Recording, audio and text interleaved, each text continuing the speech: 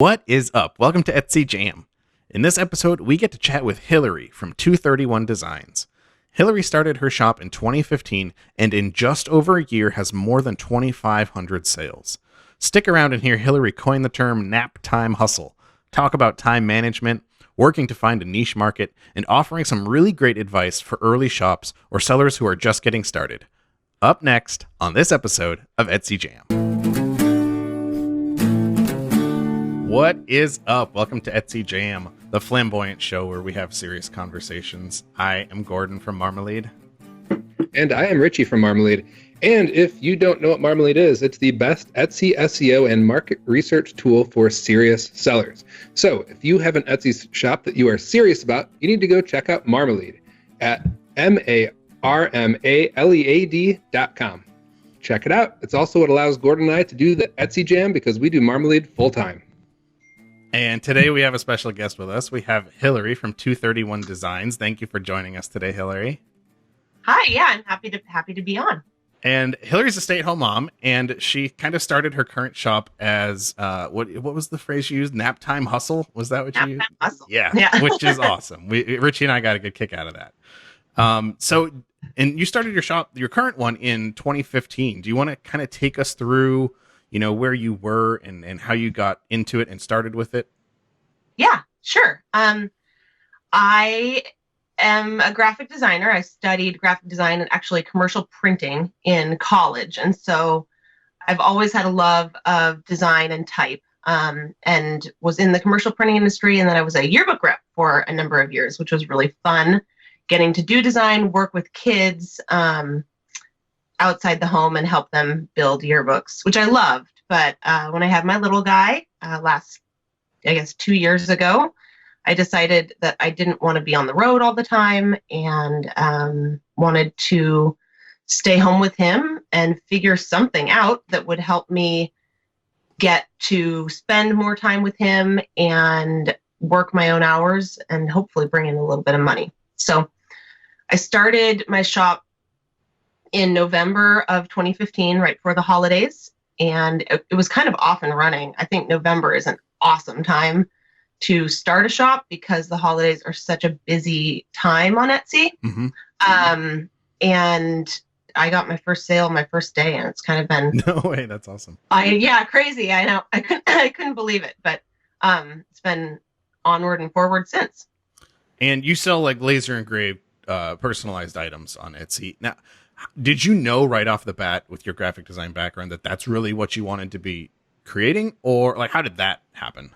Yeah, well, I knew I wanted to design something. I had a shop briefly in the past where I did printables, and I didn't want to do that. And I didn't want to necessarily have to send everything out to be printed.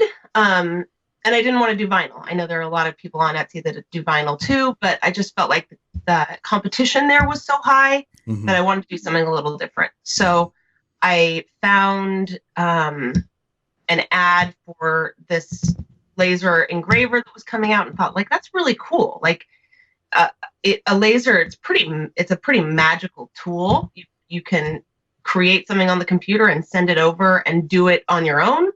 And so we kind of jumped in. My husband has been really helpful and did some research on eBay and found it's called a K40. It's a Chinese 40-watt machine, probably about the size of, I don't know, like a microwave or a little bit bigger. Okay. That we made some space in our shed for and hooked it up to an aquarium pump and hooked it up to an old PC computer because the software was a piece of junk, and just kind of got to work. It was really fly by the seat of your pants. Let's see if this works. Yeah. Didn't invest much at that point. I think the machine cost $300. So we were like, if this doesn't happen, it's not going to break the bank for us, and we'll just see what happens. So I started engraving 1/8-inch plywood. I still do most of my work on plywood, although the laser can cut anything really, which is cool. Now with that 40-watt one that you have, I don't know my lasers very well. Is the 40-watt strong enough to cut through the 1/8-inch plywood, or was it really more for engraving? 40-watt does well with engraving, but it does cut through Okay. the, like, this is 1/8" plywood. Let's see here. And so it would do the engraving, and then after the engrave, it would cut it out. So it's fun because you can do shapes that you wouldn't normally be able to. A lot of people that are hand stamping items, that's really popular on Etsy, or even, taking something and doing a heat transfer to it. Like, you can do interesting, unique shapes with the laser that you couldn't do with other sorts of machines. So, yeah, but it's a lot easier to get those close corners with a laser rather than like a saw that has to, even with a thin blade, make those corners. Oh man, people that do. You can tell that I spend a lot of time like looking at other people's work, because there are so many cool, amazing artists on Etsy. Like, I can just go down the rabbit hole, and but I'm like, oh, well, that's been 20 minutes, and I'm browsing other people's stuff. But it's the people that do scroll saw work. It's incredible. But the laser makes it a lot easier. You just I do most of my design work in Illustrator, so just do the work in Illustrator and send it over to the laser, and it does its job. And now, what size wood could that microwave size engraver cut for you? About the biggest, I think it was like 8 by 11 inches, just a small piece. And so I started my shop in November. I was like, oh, I'll do some personalized Christmas ornaments, because I felt like that. Yeah. People love Christmas ornaments, and they turned out to be just extremely popular, which was cool. And That's awesome. I was kind of off to the races, did 400 orders or something in my first couple months. And I was like, okay, we've got something here. This could really be something that I could make a business of, that is, something I could do part-time. Yeah. and enjoy. So is this, would you go out and try to like kick off these engravings and these prints actually like during your kids' nap time then? It would be, I would do the design work, and I still sort of do the design work in the mornings and the evenings, and then during nap time I would go into the shed and like, I had to do things. I've got a bigger machine now, and so I can set up like 50 at a time, and they just run. Yeah. But at the time, I was going and doing it like one at a time. Yep. Cutting these things out and then packaging them. I feel like from the start, I really wanted to focus on the customer experience when they open the package. So I wanted to make my packaging really pretty, and make it sort of seem like a gift that they were opening. And so I spent a good chunk of time too, tying ribbons and writing notes and all of that stuff that comes along with customer experience. And so it was a crazy couple months that we went from like 0 to all hands on deck, inviting friends over to help, wow. What have I done for the first couple of months, and then things died off, which was nice come January and February. And I was able to focus on what do I want this to be long term? How do I invest in something that can be a real job for me? So, okay. So, and when you started, now in our pre-conversation, we kind of talked about this Glowforge laser engraver too. Had you found that first, and that was kind of the one that you wanted to use, but they hadn't actually shipped any of those yet? Or did that come after you went through this crazy holiday rush and you were like, I should probably find something different? Yeah. So the Glowforge kicked things off for me. I think my sister-in-law sent it and was like, hey, this could be great because we're, my husband and I are DIYers. We work on the house. We're always doing projects, between my kind of design work, and he's a pretty good tinkerer and carpenter, and so we always are working on something. And so my sister-in-law sent this over and was like, this would be great in addition to your shop. And I was like, this is what I want to do, it's with the Glowforge. So the Glowforge was a crowdfunding campaign. I think the biggest crowdfunding campaign to date in history at that point. Wow. They brought in $30 million or something. Whoa. Something crazy. Now they're in Fiji. And yeah, right. I know. And they still have what? They were supposed to ship. So we pre-ordered in like September, and they were supposed to ship December, January of 2015, 2016. And we canceled our pre-order, but I still don't think they've shipped pre-orders. But one of these days, they will.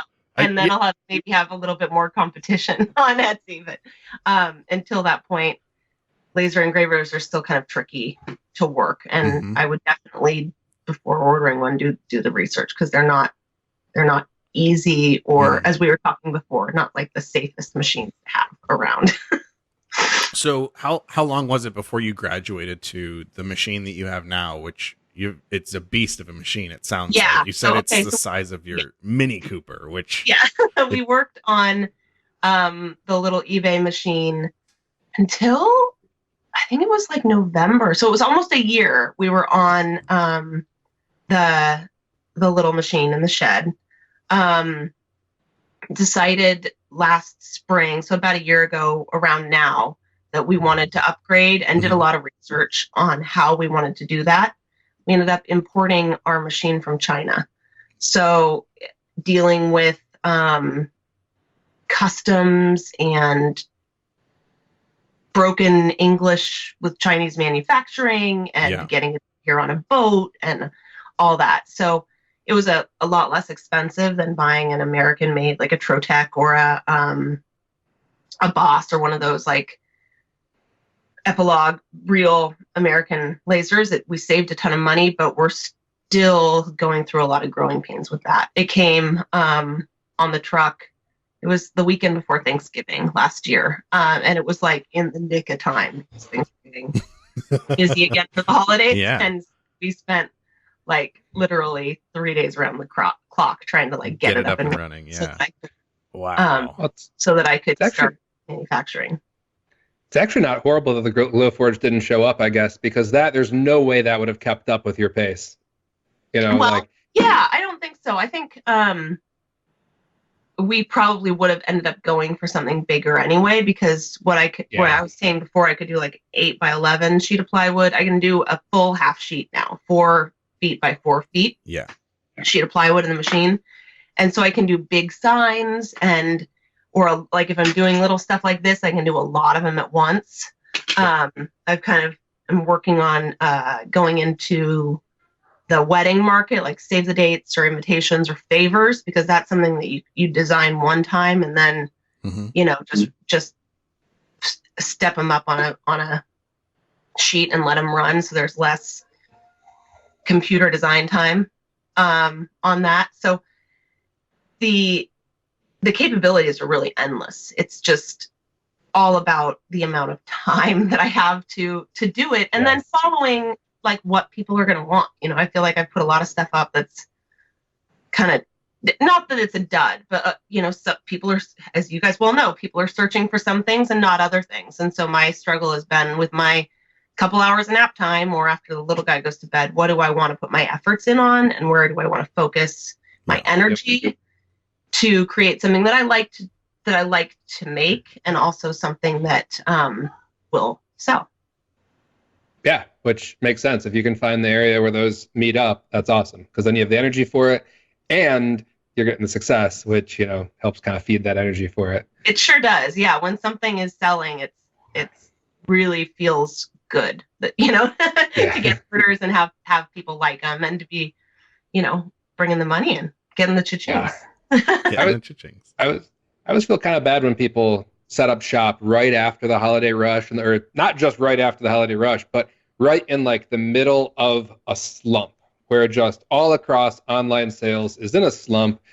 And then they're like, hey, I'm not really getting much of anything right now. I'm not getting sales. I'm not getting searches. I'm not getting, no one's interested. What's going on? What am I doing wrong? And it's like, you might not be doing anything wrong.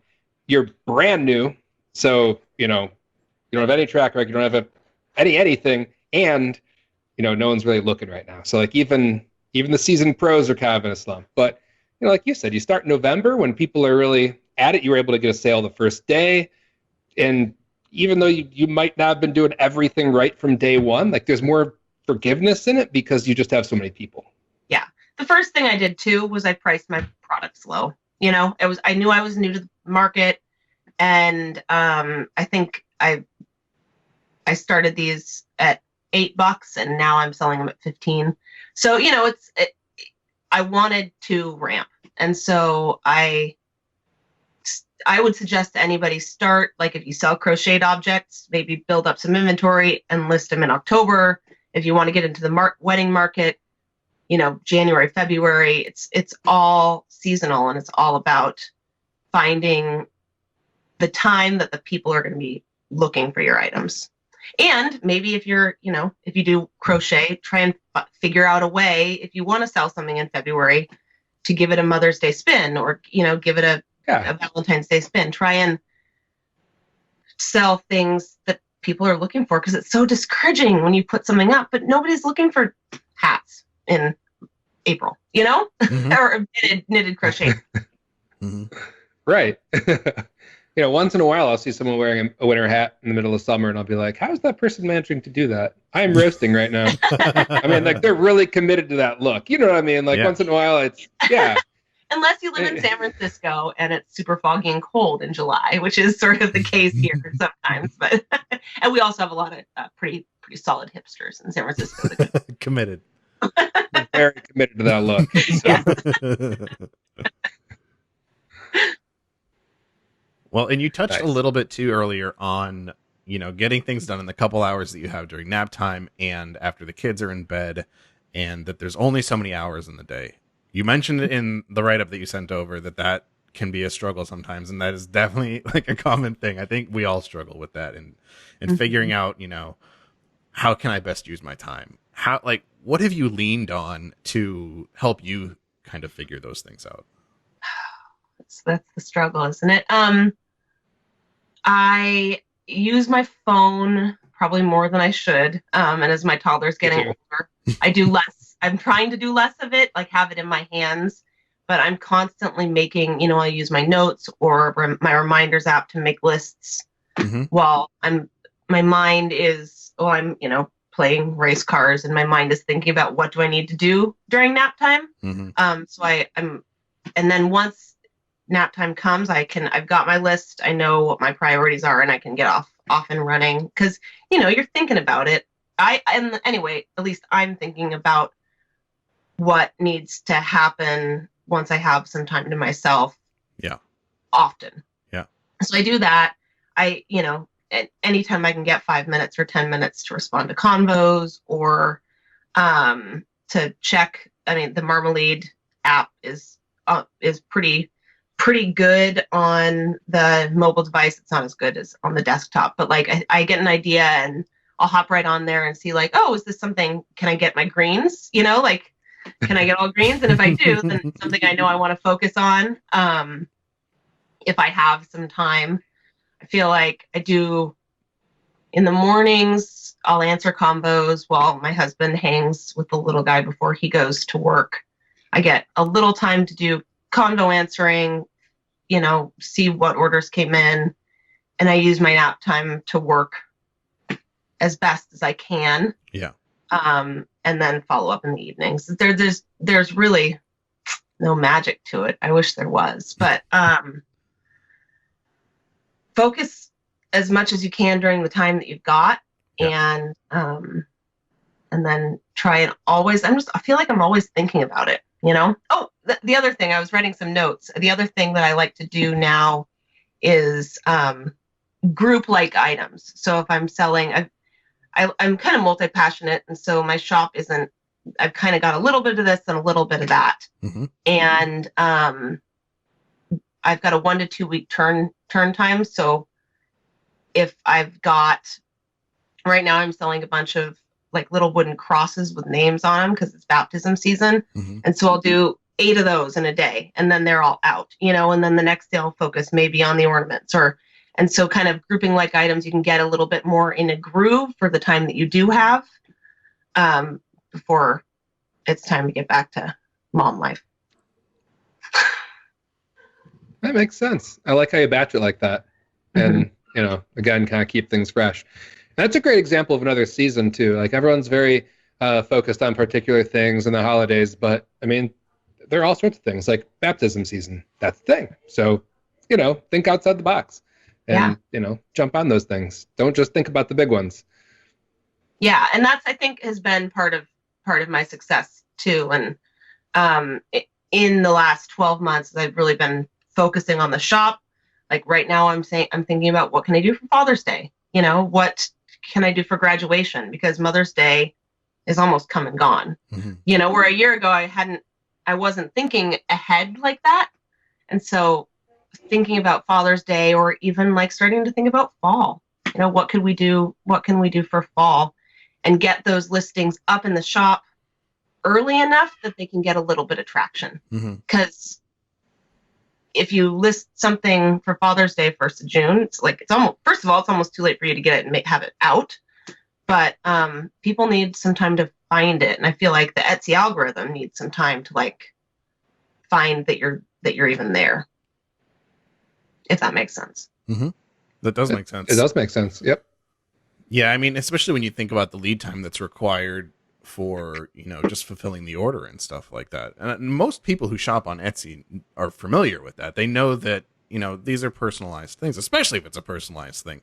It's going to take some time to put it together and get it packaged and shipped out to me and stuff like that. It's not like a Amazon Prime 2-day turnaround here on these things that they're purchasing. So they're out there shopping ahead of time. And if your stuff, like you're saying, isn't out there and isn't showing up in their search results, like you're not going to get a whole lot of mileage off of something that you get out like a week or two before an event that you're trying to target, like Father's Day or Mother's Day or something like that. Mm-hmm. Yeah. And keep in mind, I mean, we're we're all exposed to these schedules that basically the biggest retailers are pushing, right? Like your Targets, commercials, they all kind of kick into that season or holiday mode around that same time. And it might really, really early there are reasons to see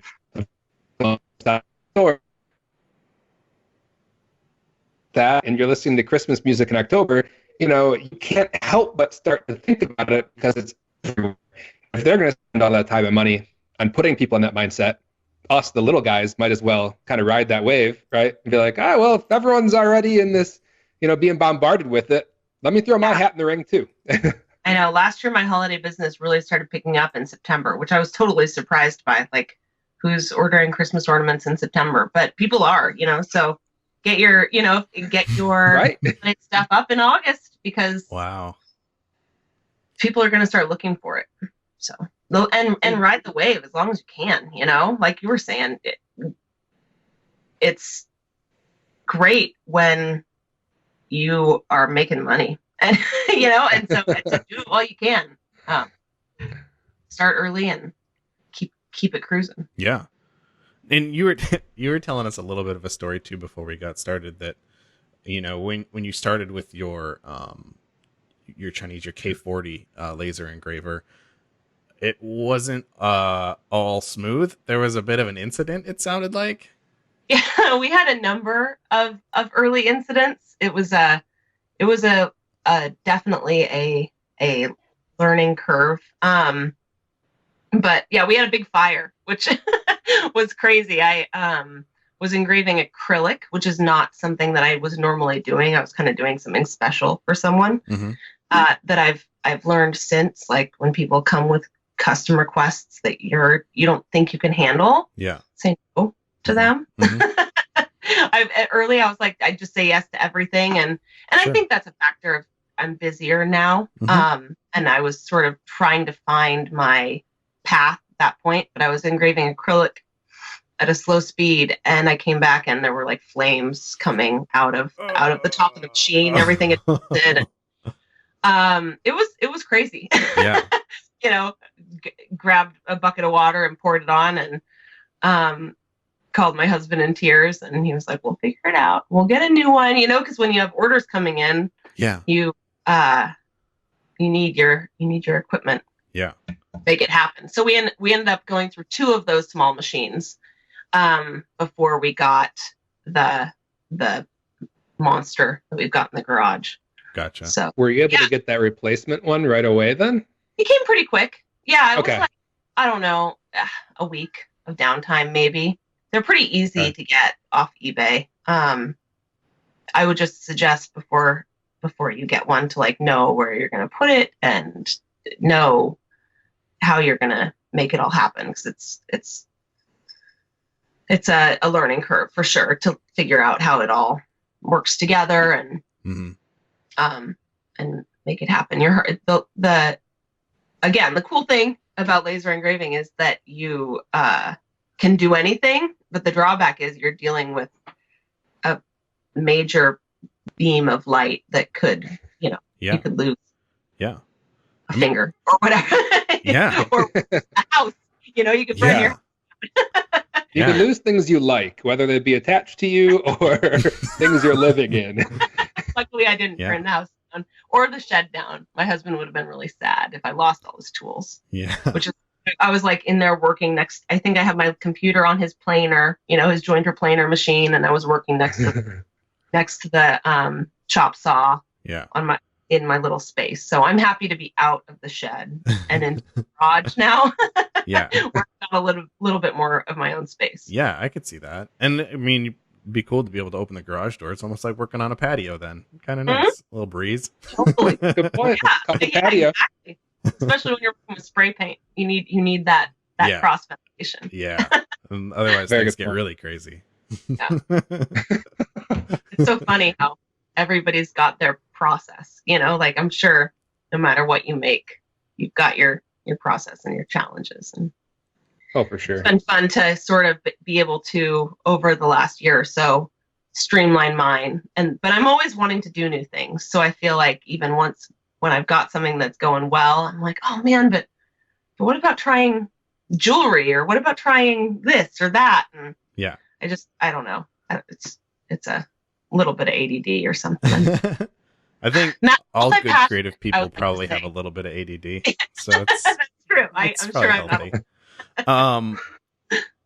I totally lost my train of thought here. No, okay. So streamlining things. You mentioned that, with your much larger machine that you have now, you can kind of put several jobs on the same cutting surface and just do them all at once. What other sorts of things do you feel like you've really streamlined and kind of made a bit more efficient? That's a good question. I'm looking at my notes here. I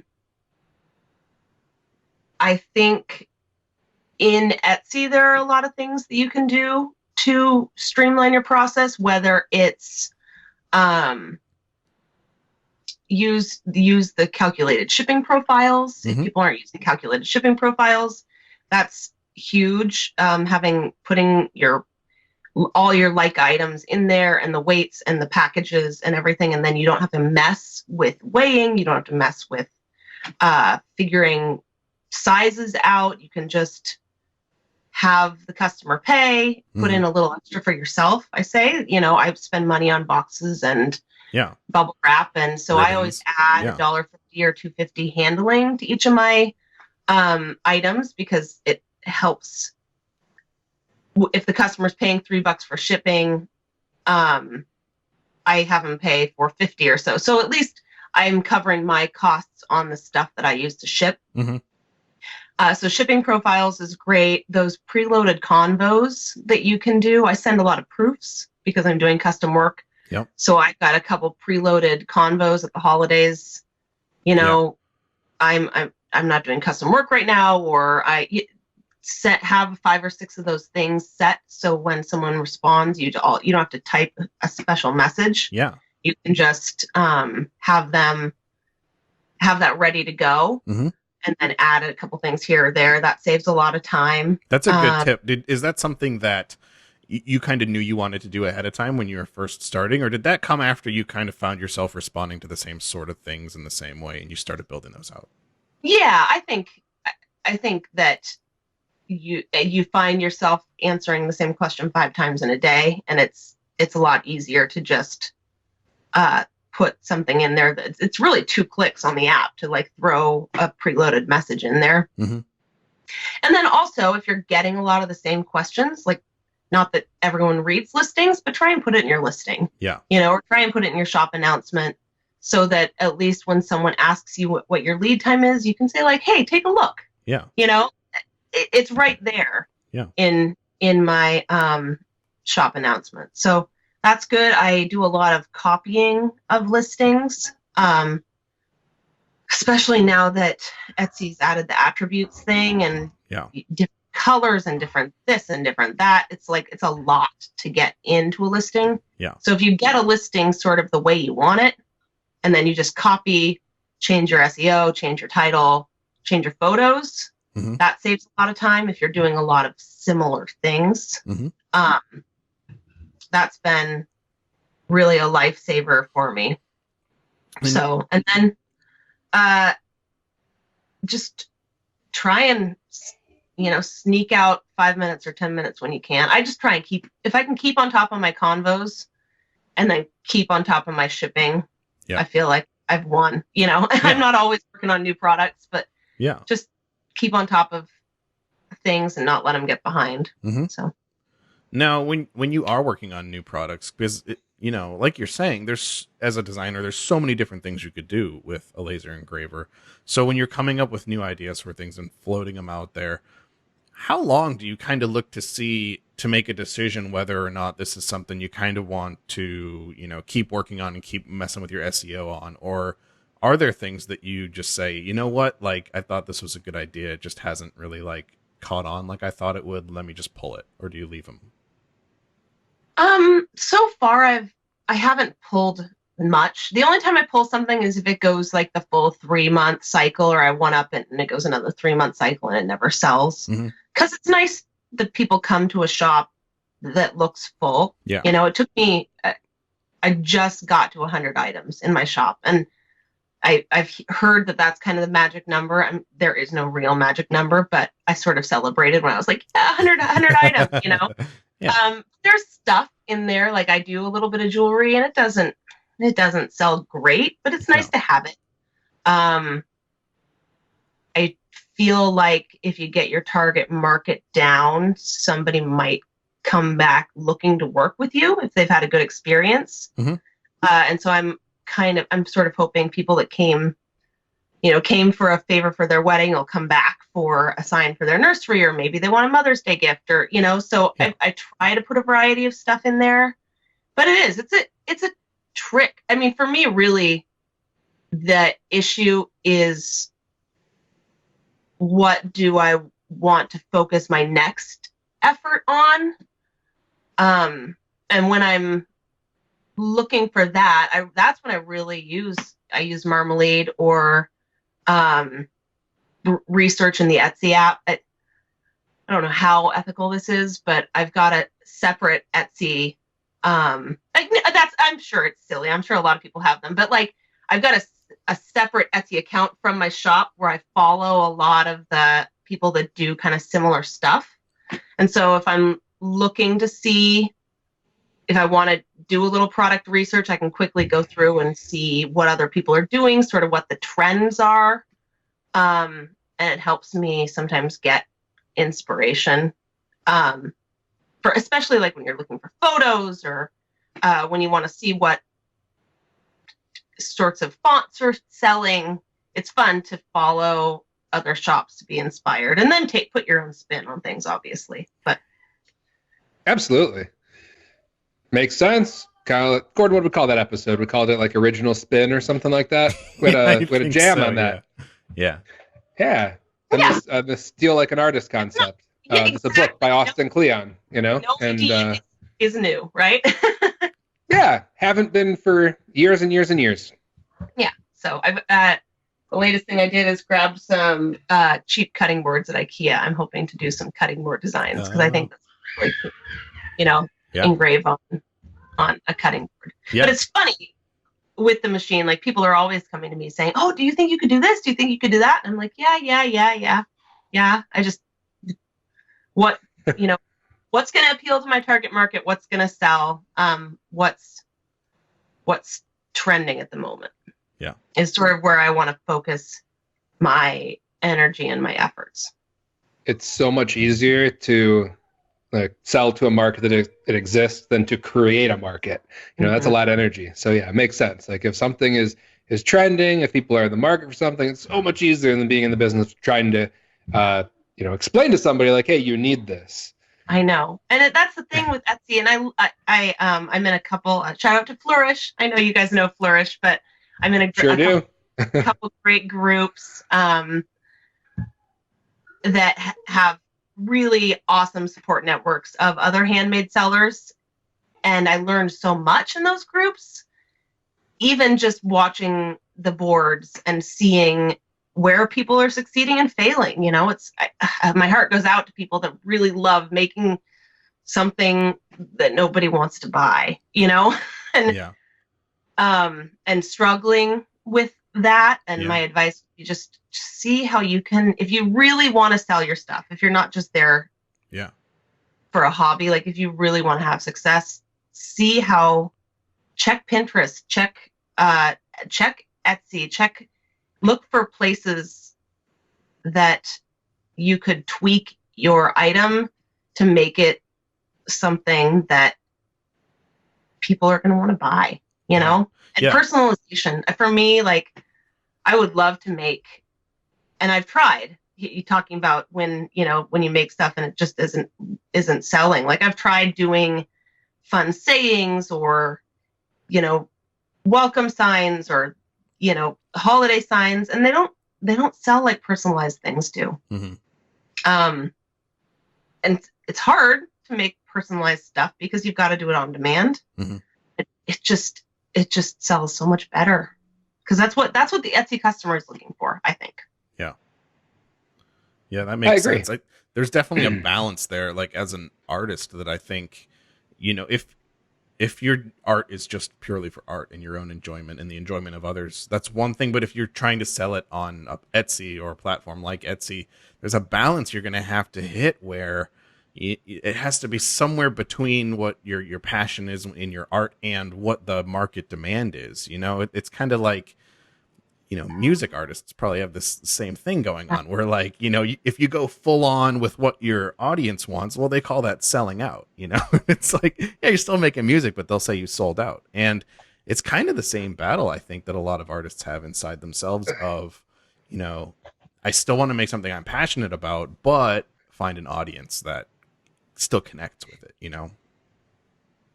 And that's, I guess, where social media comes into. I haven't had great success with social media, but I think if you can find your target market on social media and interact with them, it can go a long way to helping you be able to create things that that you want to create and that you connect with and not have to. My focus has been more on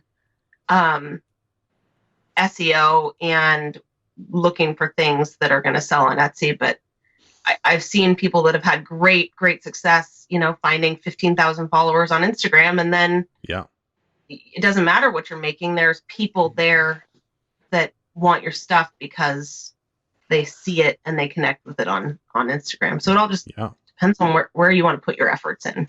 And you mentioned to us earlier that you feel like a large chunk of your customer base is on Instagram and Pinterest. How did you arrive at that? How did you kind of glean that information? Well, I don't know. It's a lot of it's conjecture, but I think I cater to people like me, and I think that's been easy. Like I design things that I like, and I'm a young mom, right? And I like weddings, and I like flowers, and I like babies, and so I try to just. Luckily, I am my target market, and so I'm able to focus on things that I think I like, and I think my friends that are similar like. And then try and put content up that appeals to them. Social media is so tricky, but again, like back to the music thing, if you're an indie musician and you're into electronica, you're not going to be on Pinterest posting nursery designs, you're going to be doing a whole different thing. And so, yes, it's a struggle, just like time management, just like anything else. I think being a small micro business, we have to do everything, and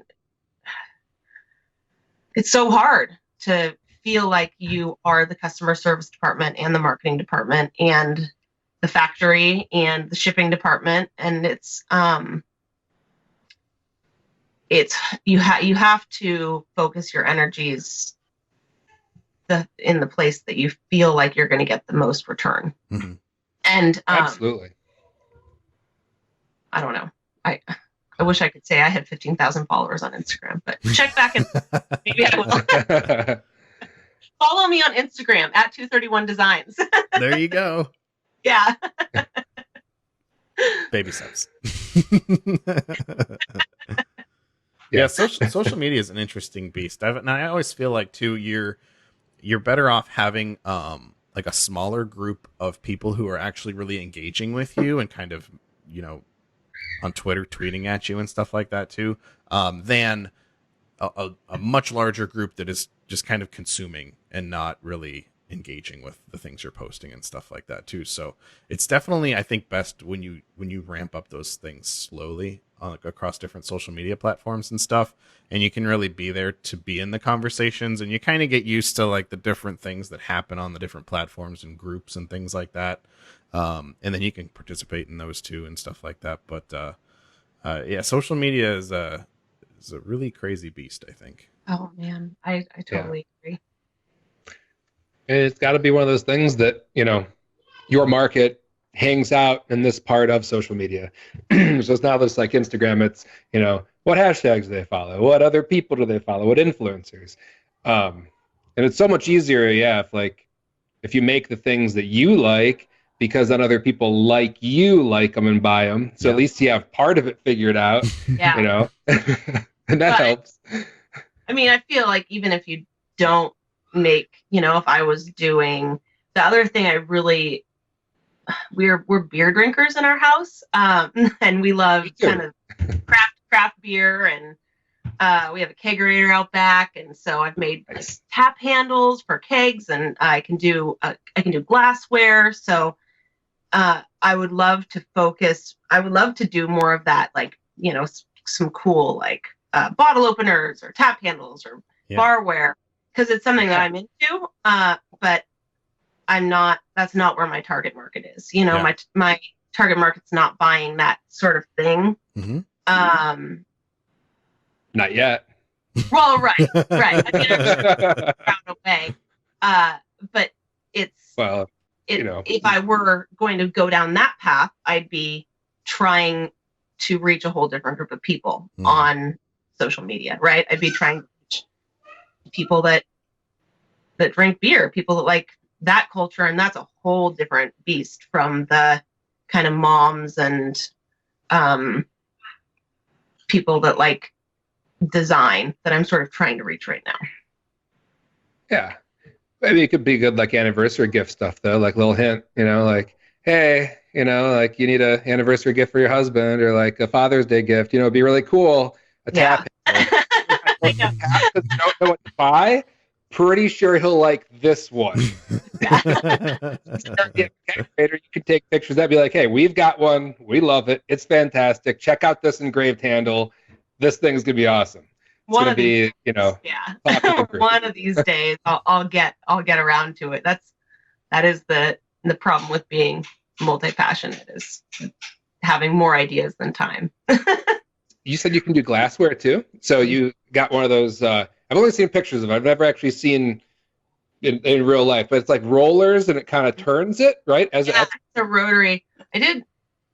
This kind of wore off, but you put the glass on these little rollers, and so as the laser goes back and forth as it's engraving, the machine slowly rolls the glass, and it's really cool. It's cool.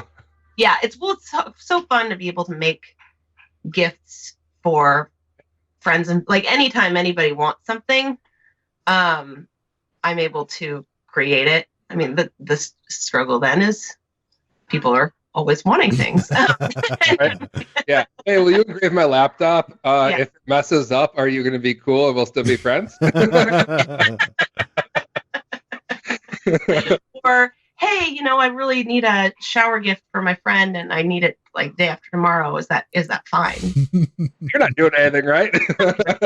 Like you've got a kid and a house and a Yeah. husband and He'll a nap yard tomorrow, and right? an Etsy business that you're trying to run, right? Like 20 orders to do and 10 orders worth of time. So, yeah, no problem. I'll stop all that. Yeah, the time thing, as with all of us, is the biggest struggle. So what's the most unique thing you think you've engraved on your machine then? I'm trying to think. I've done some cool stuff. My sister-in-law got a wine barrel lid.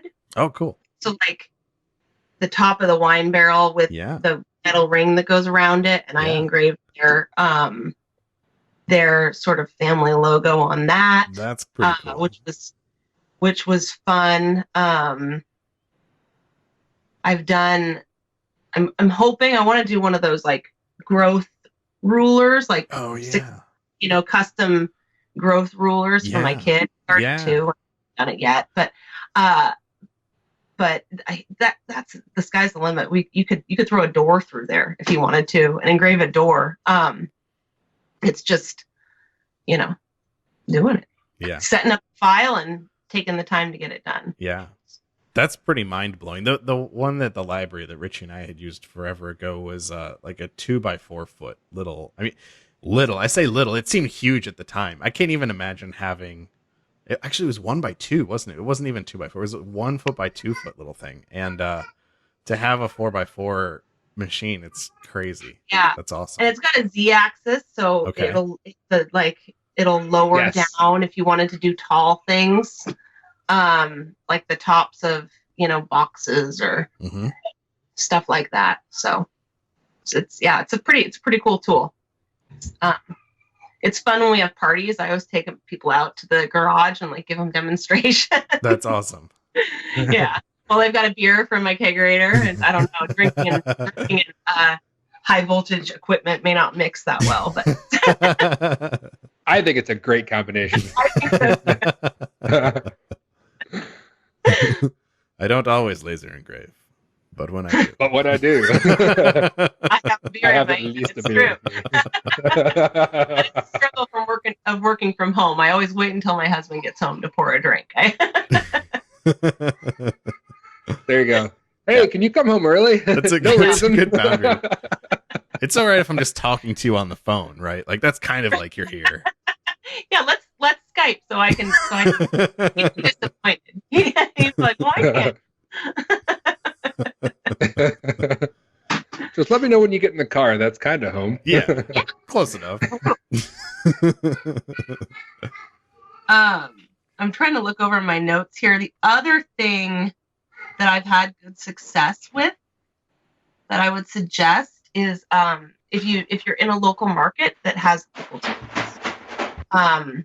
that's a good way to connect with other sellers and find events. I haven't done any yet, but our I'm in the Bay Area and our SF Etsy local team is awesome. So if you're looking for a place where you can connect with people and find inspiration, joining one of those local teams, if you can find one in your area, is a huge benefit, especially if you're one of the kind of people that likes to connect face to face or do in-person events. I think about 20 years ago, I wouldn't have been able to do this. I would have had to go and sit at a craft fair, and try and sell my stuff at a craft fair. But now with this internet economy, we can sell we've got the whole world as our market. But getting back to it, finding those local people is also great and something that has helped me grow as a small business owner. That's a really good piece of advice. And yeah, I mean, it's probably something that not everybody will have access to, but if you're near a big metro area, you might be surprised when you go look and see if there's any groups in your area that there's one there. And I think that's a fantastic idea for people to check those out. Actually, you don't even have to really be by a big metro area because a lot of these smaller towns are going to have, people even more like you, I guess. Like if you have like a smaller town or village that has like a downtown area that's like an older downtown but has like a bunch of like little boutique kind of shops, those are people that are going to either been there, done that, or still having the same struggles that you're continually going through, because some of those never go away, right? Like time stuff never goes away. Like a bunch of the stuff with being a small team, as long as you're a small team, like those will probably never go away because there's only so many people to do the things, unless you keep growing and like, oh, I've got a person for that and a person for this, which again brings its own struggles. Mm-hmm. So pretty much no matter, I'd say whatever size place you're in, I think you can find people. We've got a small town, like back there. It's got like a nice little downtown. It's Davidson. It's where, is it Stephen Curry? Oh yeah, from the Golden State Warriors. He's from over there. He went to college there. I guess his family like lives locally. I guess he does too or whatnot. I've run into a couple people that say really nice things about him because I guess they've run into him and are like, real sociable in the area. But anyways, they've got like a really nice downtown scene. They've got like a restaurant called the Soda Shop that's, real kind of old style, and some other ice cream shops and things like that, restaurants, and some little boutiques that have clothes and other like local stuff. So I'm sure that they have a lot in common, even if they don't sell on Etsy, which some of them might, but I'm sure they've got a lot in common. And I know that because I've been in those stores, several of them have stuff from artists that do also sell on Etsy. Because you go in there and they've got like a little shelf or multiple shelves, and they've got a business card, and it's like, hey, you can buy this here, or check out this stuff on Etsy. Yeah, and that's Etsy wholesale is a whole other piece too that I haven't done, but getting into if you're going to be selling a line at your local boutique, throw it up on Etsy too. But it's just, you just never know where the next inspiration is going to come from. I try and always say yes to stuff whenever anybody is asking me for something weird or something different, like especially locally. Like I went into a jewelry shop to buy some sterling silver. Somebody wanted sterling silver chain, and I just used like base metal chain on my jewelry because it's cheap, and started talking with the woman there about what I do and showed her a couple of my things. And she hooked me up with a really cool lady that was going to Burning Man and wanted to use she wanted like little Burning Man shapes to barter at Burning Man in the desert, and then that led me, she was really nice, and she led me to somebody else that I did something else custom for. So put yourself out there if you can, and you just never know where the next thing is going to come from, Absolutely. It all comes from somewhere. And if you don't, say yes to things, at least try them out. Because you can always try something, and if it doesn't go well, just be like, well, not again. That didn't work. But if you don't try, you never know. And chances are, sometimes, yes, people are just going to it's just going to be some weirdo that asks you for something that no one else wants. But sometimes it's like, oh, this person wants it, and there's a million other people that want it too. Yes. Yeah. Anytime anybody asks me for something custom, I always try and put it up. If it's like not weird, I try and put it up on my shop, because if this person's looking for it, who knows who else is looking for the same thing. Yeah. If you're going to go through the work of creating it, check the keywords, right? There you go. Yeah. See, look for things that don't have a lot of competition. So what would you say, Hilary, if it's kind of funny to think back, and it's just been over like a little over a year for you, really, and you've come so far with your shop, and you've gone through so many different things and different strategies, and all while being a stay-at-home mom, which is pretty remarkable. What sort of advice would you offer to other people that might be in that same position, and things that you think would help them along their way? If you want to approach it as a business and not a hobby, from day one, start thinking about it as a business. And if you'll be selling on Etsy, market to the Etsy customer that wants something special and wants something a little bit more above and beyond what they would find on Amazon. You know, if they wanted to go get the same thing they could find at a local shop or on Amazon, they would go there. They're going to Etsy for a little something extra and a little something special. And so from day one, I really was trying to create that moment of wow when someone opens a package, and focus on the extra details, whether it's like, you know, I print on my shipping labels like pretty designs and have special thank you cards that I send out that are branded with my stuff, and work hard to make every piece that I sell look like a gift. And I think no matter what you sell, people will respond to that. And if they respond to the package, they'll most likely come back, you know? Yeah. And so customer service and creating a little something extra for me, I think, has been kind of the secret to my success, along with trying to find things that people want to buy, you know, and doing personalizing when I can,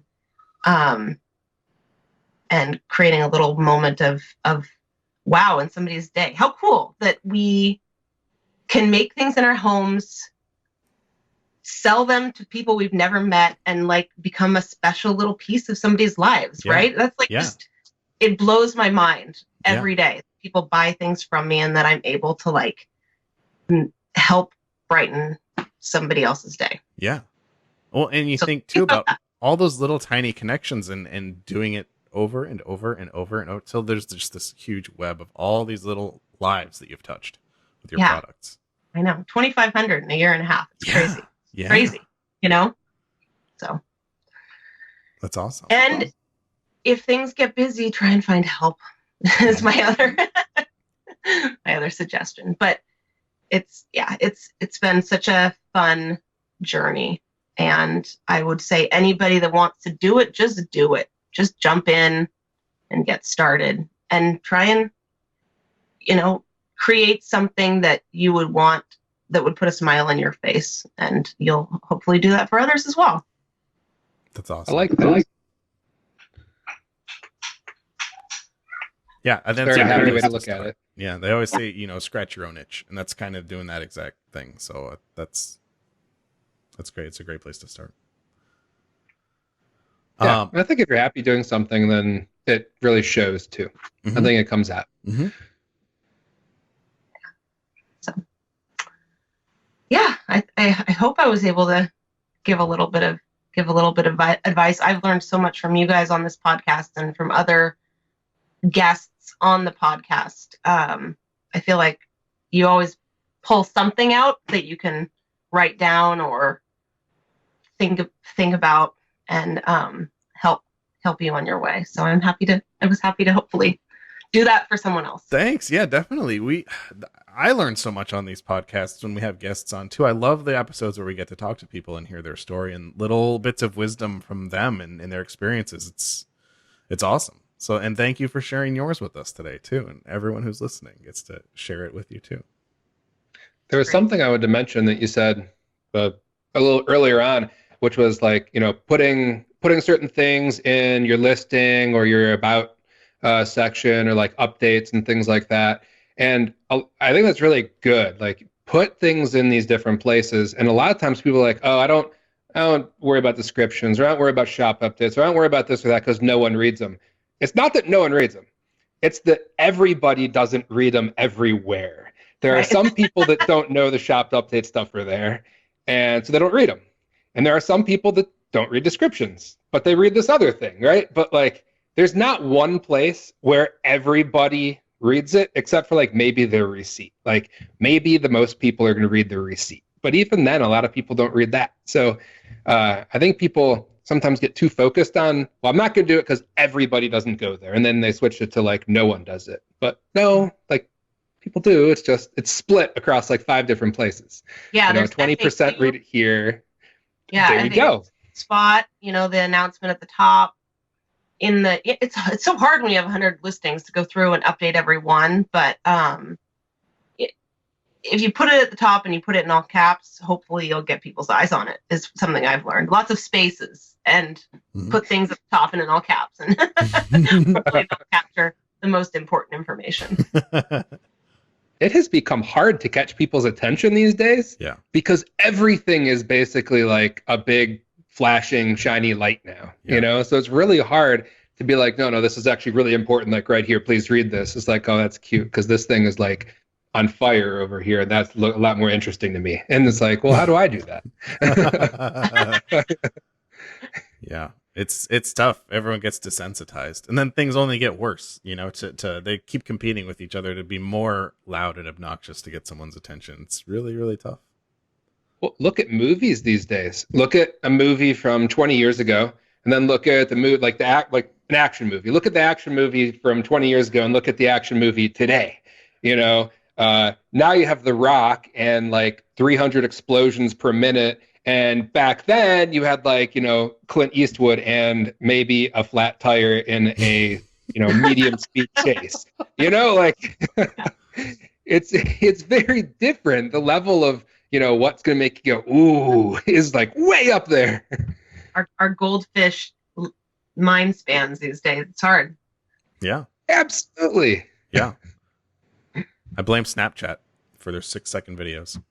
Well, spending time with a toddler does help you focus in on, I don't know, what's important in life. And there are times that he'll just spend an hour looking at a flower or whatever, and it does really change my mindset. Right. So I try to not be bored in those times.